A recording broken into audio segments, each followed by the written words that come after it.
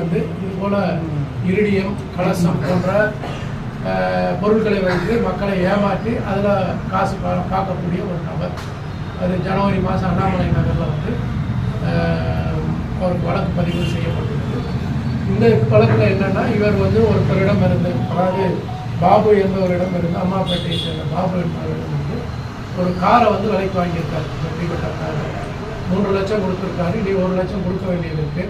So அதற்கோசரம் வந்து அந்த 1 லட்சம் கேட்கும்போது வந்து என்கிட்ட இந்த மாதிரி விலை மதிப்பற்ற இந்த மதிப்புக்கு இந்த ஆம்பர் கிரீஸ் இருக்குது, இது வந்து ரொம்ப காஸ்ட்லியான பொருள், இதை வேணால் வச்சுக்கோங்க அப்படின்ற மாதிரி சொல்லும்போது நமக்கு கிடைத்த ரகசிய தகவல் மற்றும் அந்த தனிப்படையினர் வந்து இந்த வெஹிக்கிளை இன்டர்செப்ட் பண்ணி பிடிச்சிருக்காங்க. இது வந்து ஆம்பர் கிரீஸ்.